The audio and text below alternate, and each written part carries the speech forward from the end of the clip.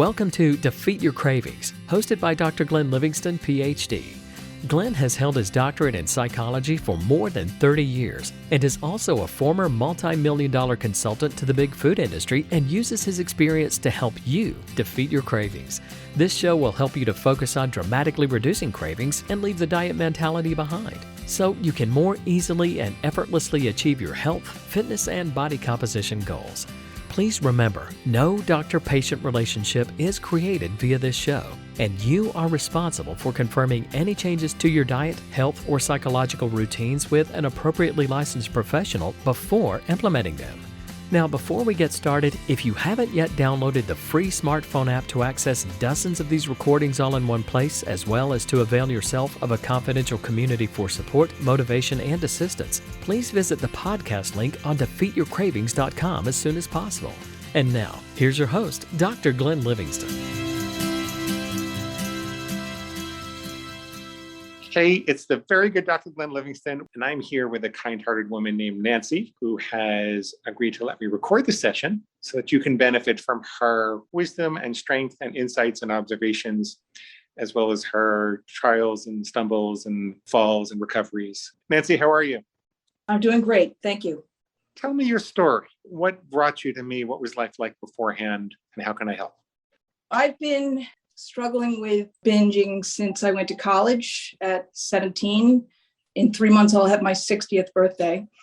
I'm a daughter of Depression-era parents who didn't feed us very well, I guess. It was more of a withholding thing. Our snacks were very healthy and minimal. And I think when I got to college and had a food card, I sort of went wild and realized pretty quickly that I couldn't stop eating when I started eating something sweet. A week after I went to college, my parents separated, much to my surprise, and that sort of heightened it. I'm very athletic, so all these years I've fluctuated 20 to 30 pounds, and depending on my personal life, sometimes I'm very much in control if I'm in a relationship and living with someone, and then I'll find myself out of control. You do better when you're in a relationship, is that what you said? Yeah, so if I'm in a relationship and if I'm living with someone, I am very much in control of my eating. When you're not, it's kind of like food is your partner? Yes, very much so. My mother was overweight and in her 50s found out she had to have a valve replacement. So she had one of her heart valves replaced. And that was my first sign that I was parenting my parent. She was a chain smoker and in very poor health. After she had the valve replaced, she did take up some exercise, but was very envious that I was so in love with exercising and eating well, or so she thought. She had a massive stroke at 65 and lived as an invalid till she was 72. And when she passed away, I promised myself I would stop binge eating. So I went to every doctor I could to make sure I was taking the best care of myself. And that was in 2003.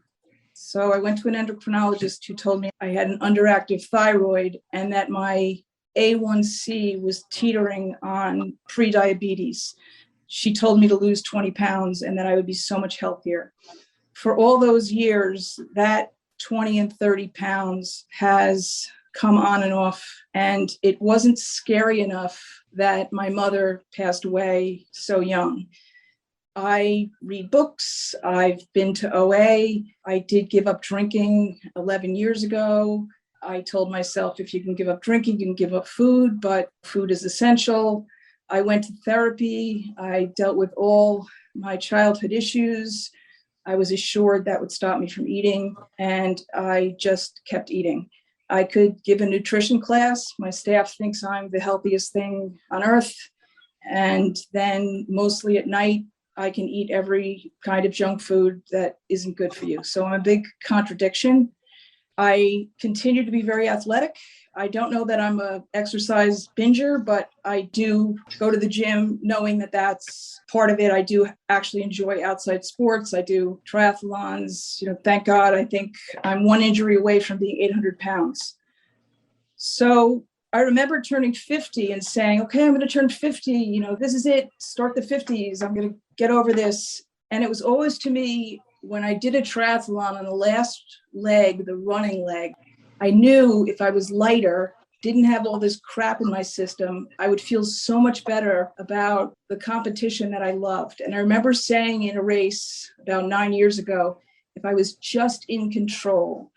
And 9 years has gone by, and here I am 3 months from turning 60. And I came across a book, I guess, Brain Over Binge, and that clicked. The two parts of the brain clicked. But I did get the book a few months ago. I started reading it, and I started listening to the podcast. And the difference was that there were real people telling their stories. It wasn't theoretical. It was real people telling exactly what happened, exactly what they ate. And almost everyone, maybe except someone binging on lettuce, was a piece of me. And I thought, if they can do it and they can overcome it. I had already realized that it was really a habit. Although I'm from an addictive family, I was pretty sure it was habit and urge, and that this was the time to overcome it.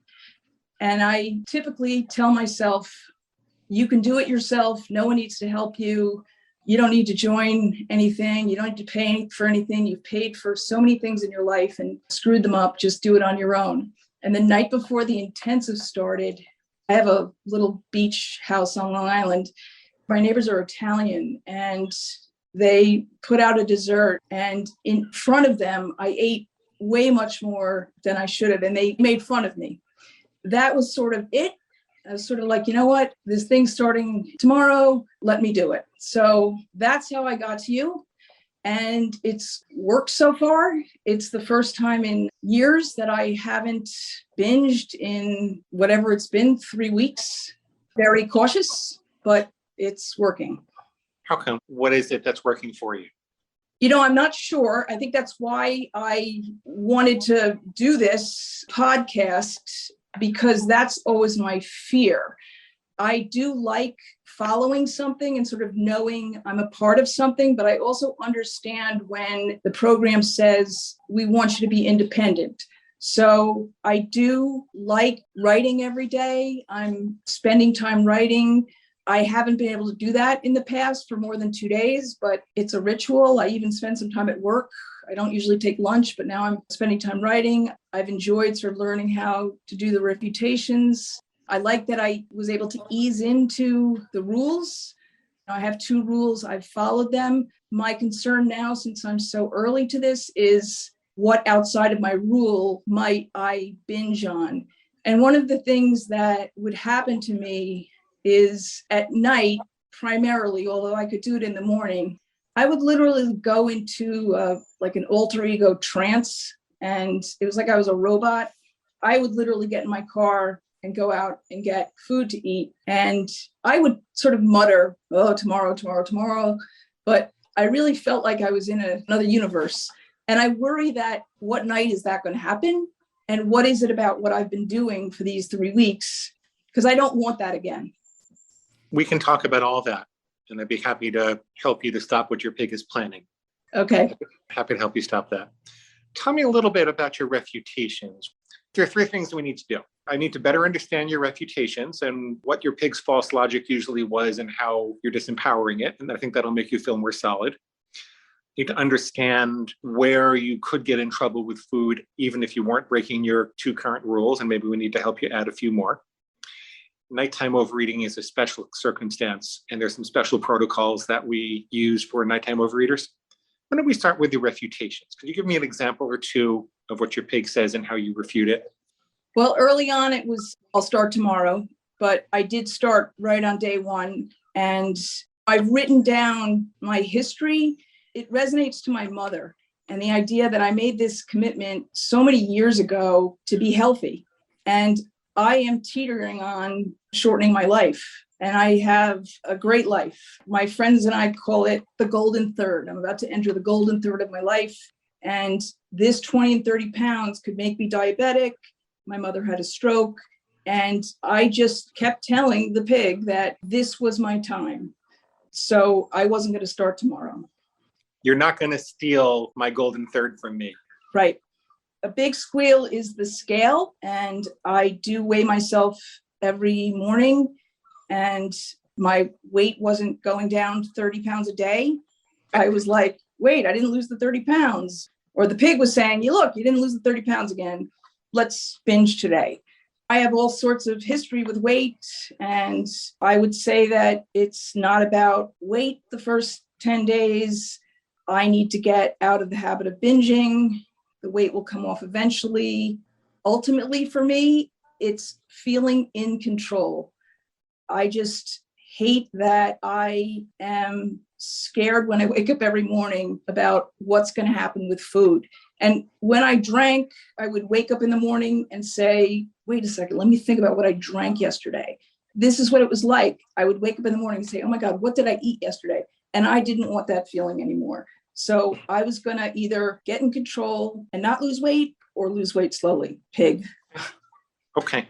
You stepped off the binge and restrict cycle and you adjusted your priorities. Mm-hmm. You're not just aiming to lose the 20 to 30 pounds. You're really aiming to take back control, take back your spirit, and make a lifelong commitment rather than a temporary diet. That's another reason this is working for you. Okay. Yeah, and this has always taken up a space in my head that I just want that out of there to make room for something else. I do think, I have a great life, but it's definitely holding me back from other things. And I want that to go away. Okay, great. Would you like to go over your food plan in particular and see if we can iron it out so that you can't get into trouble? Maybe we'll add another rule or two. Sure. Right now I'm eating 2 meals and 1 snack, and they're lunch and dinner. And then because I do a lot of activity, I'm eating breakfast if I'm hungry. And then my 2 rules are, the first is I don't eat anything with added sugar, and I only eat fruit and dairy that has natural or added sugar. That's the first. Well, because milk has some sugar in it. That's the one thing I won't ever give up is milk. Okay. So the only sweet taste that you have are the sugars in fruit and dairy. Correct. Would it be accurate to say the only sweet tastes I ever eat are fruit and dairy? Is that accurate or is there something else? That's accurate. Okay. It's less ambiguous. And you have another rule? So my second rule, which I just added last week, because I actually got like a potato chip hangover. When I gave up drinking, I never realized I had hangovers. And I was with a therapist who said, give up drinking or I won't see you again. And I said, I don't get hangovers. And then I realized, but same thing with food. She then made me go to OA and said, I bet you have food hangovers.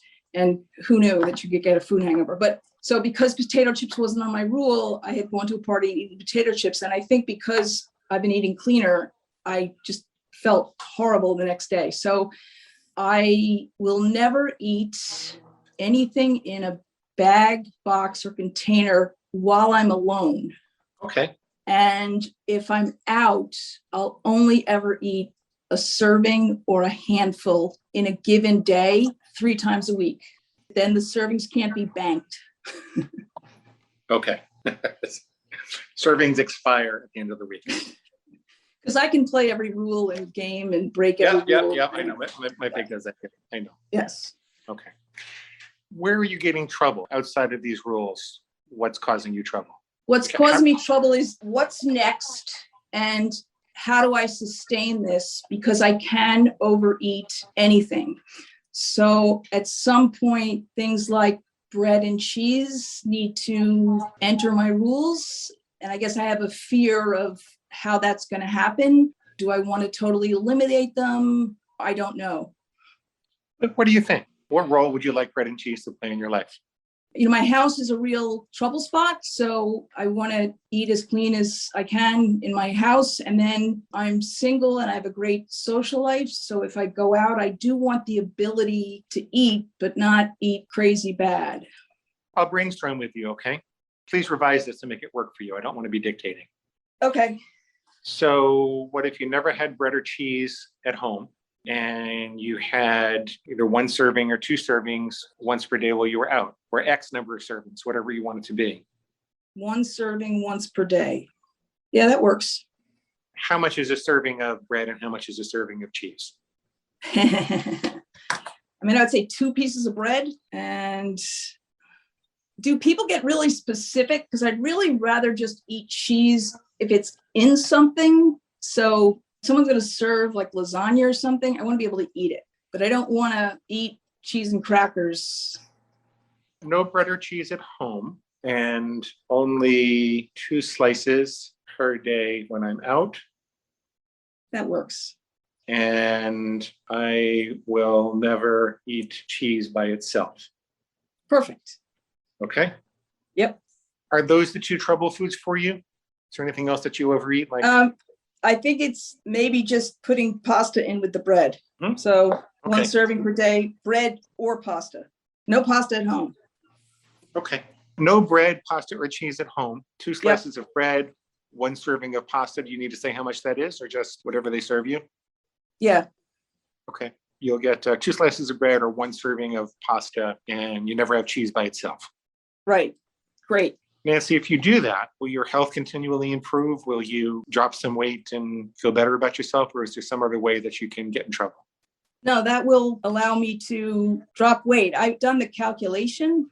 I'm starting to use MyFitnessPal again. So I haven't calculated calories in a long time. I'm on track to lose at least 20 of the pounds by the time I hit 60.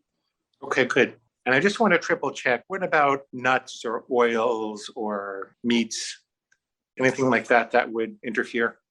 I don't eat meat since I was 17. I eat fish and I eat eggs. I would never overeat those. I'm not a big nut eater, so no. It's the Italian foods that get Yeah, for this Norwegian loves Italian foods. This Jewish boy from Long Island loves Italian food also, so I understand. Okay, before we stamp that in, I want to talk to you about your nighttime alter ego. We work a lot with people that talk about this, and we work a lot with people who are really, really, really good all day and then blow it after dinner all the way up until like 2 a.m. And we found some very interesting things. We actually wrote a whole book about it. Did you know that? It's called Yes. Okay. Have you read that book? No. The most important part of that book that you're not going to like, but I'm going to tell you anyway so you can think about it, is that we haven't, it doesn't mean other people haven't, but we haven't managed to be successful with a client who doesn't eat breakfast if they're binging at night. We think the reason for that is because the nighttime fast seems too long for the binging brain, and it makes the pig squeal really, really, really loud. And almost without exception, when we're able to convince people to eat breakfast, at least for like 4 to 6 months, or to move their breakfast a little earlier, move their dinner a little later so that the nighttime fast isn't as long. When we're able to do that, it provides tremendous relief for the nighttime binging behavior. I don't think it's impossible to stop without doing that, but I just know the medical reasons that people don't have breakfast, and I'm not a medical doctor, so I can't disagree with them, and I don't disagree with them more often than that. I do think that fasting is good for the body. But with regards to our particular experience helping nighttime binge eaters, I've talked to all my coaches about this, and we can't think of a single instance where someone succeeded without eating breakfast. I just want you to know that, and you might want to think about it. I mean, it's up to you what you want to do about it. I don't know that I necessarily classify as a nighttime binger. What I will do, and what I used to do, let's say, is when I would get out of work and get in my car, I would start thinking about what I was going to have to reward myself for my hardworking day. And so almost instead of dinner, I would have some sort of junk food party, and I would be done by 7 o'clock. So I was never hungry when I was binging. Now what's happening is I stop eating at dinner and I rarely have anything after. I think it's once in all this 3 weeks I've wanted something after and I had berries, but I wake up hungry. So if I wake up hungry and I'm working out, I do have breakfast. It's great to feel hungry. I love it. I haven't felt hungry in so long. So if I'm hungry and I've worked out, I do have eggs. Okay, terrific. That makes me feel better. If you start to find it to be tempting to stop for junk food on your way home, what you want to do is figure out what you're going to reward yourself with. Make those decisions in the morning when your willpower is stronger. Our willpower is much less at night. Either have that waiting in the car for you in Tupperware. You can get a cooler to keep in the car. It plugs right into the lighter, or you could just have it waiting at home in Tupperware. But make the decision in the morning. Okay. I think what makes me nervous is this is going so well. And that's what the whole idea of a habit is I'm not thinking that when I get in my car, I've sort of substituted it. I don't go home anymore. I try to go somewhere and take a walk or arrange with someone to go sailing or do something to fill up that time. But there will come a time when I get in my car and wonder what my reward's going to be. So that's perfect what you're doing. That's great. So do you feel a little more settled about your food plan, that you can't really get in trouble with it now? I do. I have been trying to plan out meals. I leave my day wide open in the past, which makes all of New York City my lunch menu. And I did that purposely. Every day I set out for, okay, today's the day, and I'd feel great in the morning and I'd exercise. And then by noon, my day was shot. But if I have the food, I've been trying to bring lunch and I try to have my dinner like all set in the fridge and ready to cook. And that's 100% easier because then I can't stray. My meals are healthy. It's just when I substitute something else for a meal. Yeah, you got to put the time into planning. Nancy, you're not broken. I know you spent some time in OA. I know you had a therapist who said you were broken. I know you've been through a lot emotionally, but you're not broken. It's a habit. It's a bad habit, and you can lay new habits on top of it. You can overlay all the new habits on top of it, and the longer you do it, the more natural it's going to be to go to the new habit rather than the old habit. You're doing just the right thing. It's been so helpful to hear all of the stories on your podcasts. Who knew that I was in such good company? I would have never known. Most of our pigs told us that we were broken and sick, and there was something horribly wrong with us and we should be ashamed. And we didn't know that all of those thoughts and insults were really just intended to get us to binge more. If we're broken and sick, then we might as well keep going. I heard Jack Trimpey say once, he was talking about AA, but it's even more applicable to OA. He said, when people are told they have a disease, there's a part of their brain that goes, wow, what a fantastic disease to have. You mean I can't stop eating? What a delicious disease to have. Yeah. I'm sorry to tell you, you're not broken. You can absolutely create these new habits. Thank you. That's good to know. Let's talk about your big why a little bit. Tell me what it's like in your life if you follow these 3 rules for a year, 100%, no breaks. What would your life be like? Well, I'd be a lot healthier. I would not be heading towards diabetes or a family history of heart problems. I'm close to retirement, so I would be entering retirement without these obsessive thoughts. This is a little bit partnered for me with, my 2 things are keeping my house neat for me. I keep it neat for others, but not so myself. So these are sort of the 2 things that would make me less obsessive and able to just enjoy my good life. And for me, it's a big deal that I've been able to sort of fold in any issues I've had in my childhood and teens into who I am now and not obsess about them. Sort of I'm moving forward, having dealt with things that have happened in the past. I'd like to think that staying in touch with this community would help me stay on this path. I just want to live a long, fun life. I'm ready to stop working and to do something that I really like. And I just want to be happy and not obsess. Very good. And I want to live my mother's legacy. My mother was so in awe of the fact that girls, when I was growing up in the 70s, that girls could play sports. And she was so troubled by the fact that part of it was a choice. She chose to smoke. She had a defective heart valve. She wanted to live a long life and she didn't get it. So I can do that. And this one thing is potentially standing in my way. So you could live a healthy, fun life free of worries about diabetes and cardiovascular events. Yep. And you could let go of your old self in as much as you've had troubling thoughts and experiences due to the way that you were raised. And you could define yourself exactly how you want to define yourself. You could remake yourself and live a long, fun life free of obsessive thoughts. Correct.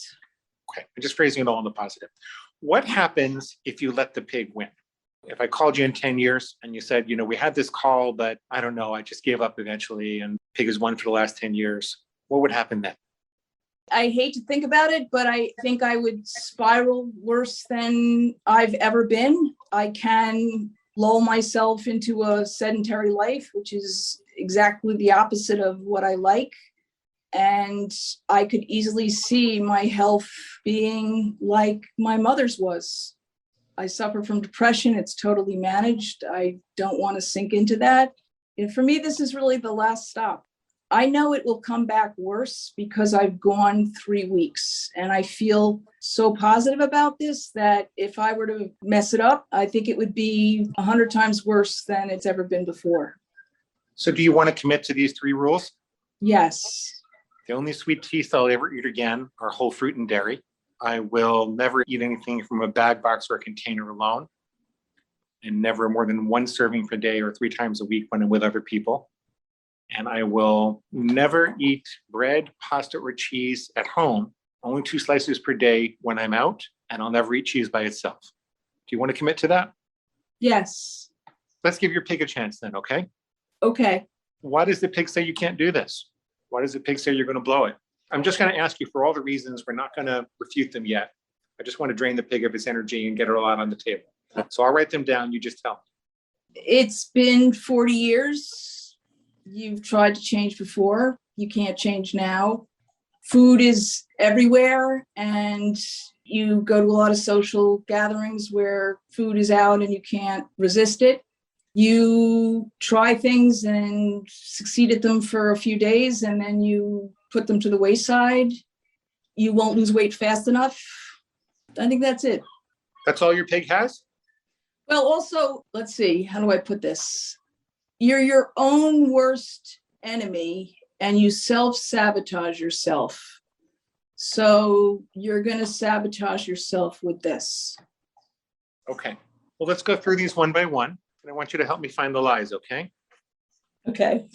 But the pig says it's been 40 years and you've never been able to quit before, so obviously you never will. You didn't, so you can't. What's the problem with that? It's now or never. I'm going to turn 60, and if I don't do it now, I am heading for the rest of my life in poor health. That's very true in what you're talking about, Nancy. But do you also know that the magnitude of failure behind you is more predictive of success than failure going forward? Did you know that? Because every time you tried and failed, you learned something. The biggest difference between people who lose weight and keep it off for 5 years and people who go back is the number of attempts they have behind them. The people who manage to stick have more attempts behind them. So the pig thinks it's pointing out a reason you're going to fail. It's actually pointing out a reason you're more likely to succeed. Oh, wow. Okay. It's like the George Harrison song, Here Comes the Sun. Yes. With every mistake, we must surely be learning. Okay. The pig says that food is everywhere and you're a very social person. You just won't be able to resist. What's the problem with that? I have the rules and I'm going to stick to the rules and control my eating in social situations. And I'm no longer going to sit myself around food when I go. I'm going to try and focus on the people and experiences in social situations rather than planting myself next to the food so I can stick to my rules. And you could eat something beforehand to be sure that you're full. Well, maybe that doesn't quite fit with your rules, but you could adjust if you had to. Yeah. You have your rules set up so that you can have some bread, pasta, or cheese when you're out if you really want to. You're not totally deprived. You just have it within limits. You can also have your bags, boxes, and containers with very limited portions when you're out if you want to. So it's not like you have to be a nun. You can have a little fun with your plan, right? Yeah. It's more fun to be with the people when you're not overstuffed. You'll see. Oh, yeah. I've learned that from not drinking.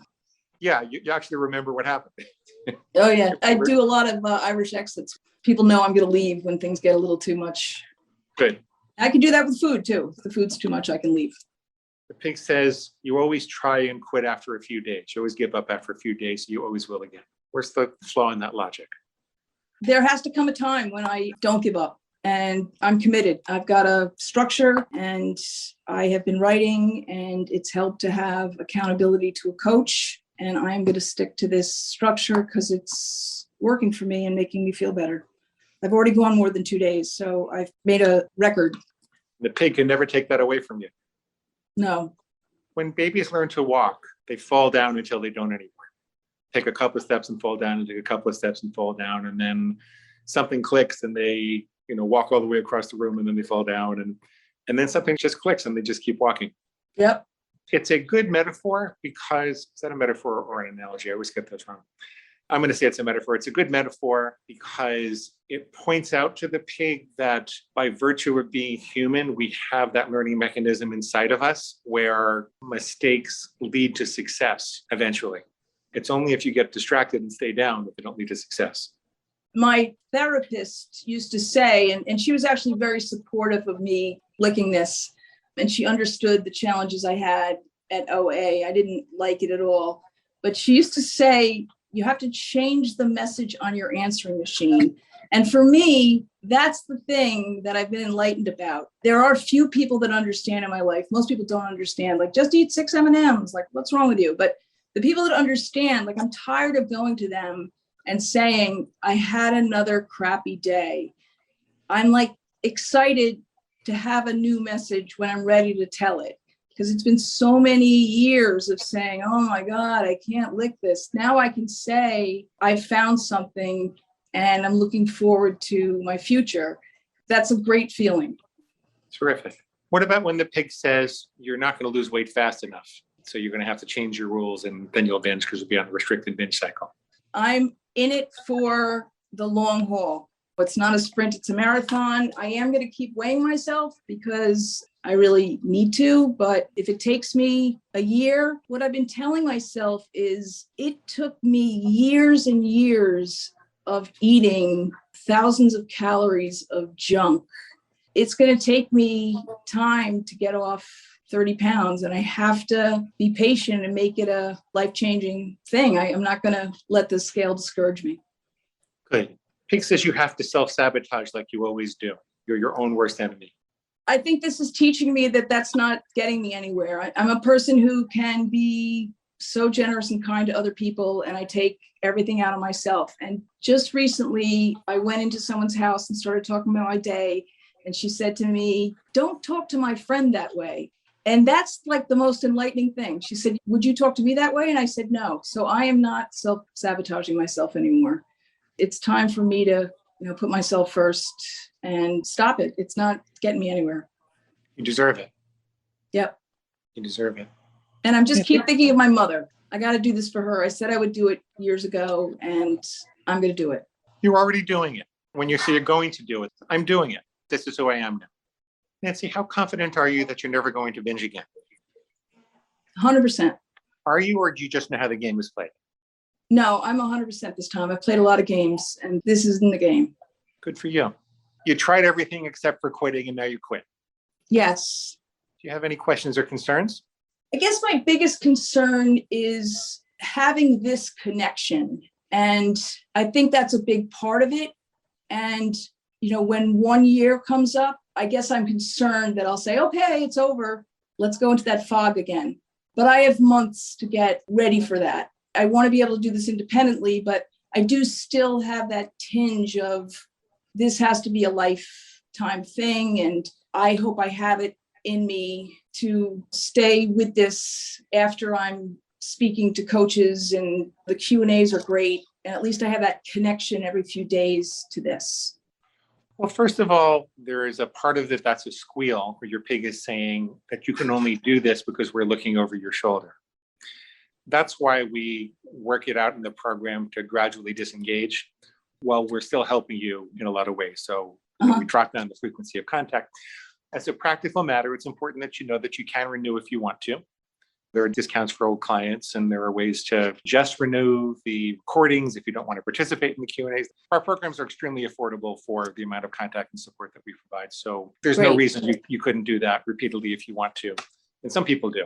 The other thing is that some people decide they want to become a coach, even if they don't want to coach other people. They just want to get immersed in the other side of things and learn the system backwards and forwards from the other side of the couch. And there are all kinds of things you can do if you really want to. But most importantly, I want you to understand it as a squeal. I want you to understand that your pig operates on the principle of uncertainty and ambiguity. Yes. It wants to undermine your confidence. And so most people don't realize that hope is a trigger word. Hope assigns the agency outside of you. Gee, I really hope that I keep this up. Are you or aren't you? Are you going to do it or you're not going to do it? You need to claim it and own it and make it who you are. And then you don't have to hope. You just know this is who you are and what you're going to do. We're here if you need us. I might be a little less involved with the company at some point, with the actual coaching at some point, because there are other things I have to do. I'll always be there, at least once a week if you want to talk to me. And you can always join us. Okay, that's great. Well, Nancy, it was nice to talk to you. I hope you have a lovely weekend. Are you going sailing? Actually, kayaking right now. Nice. Yeah. And thanks for sharing your story. It's been really enlightening to me. Thank you. I'm so glad. I'm so glad. Well, thank you for doing this. All right. Thanks. Okay. Be well. Take care. Bye-bye. Bye-bye. And that brings us to the end of today's broadcast of Defeat Your Cravings, hosted by Dr. Glenn Livingston. Now, if you'd like to find out more about the products and services Dr. Glenn offers to help you dramatically reduce your cravings and stop overeating in 90 days or less, please visit defeatyourcravingscoaching.com. That's defeatyourcravingscoaching.com. Thanks.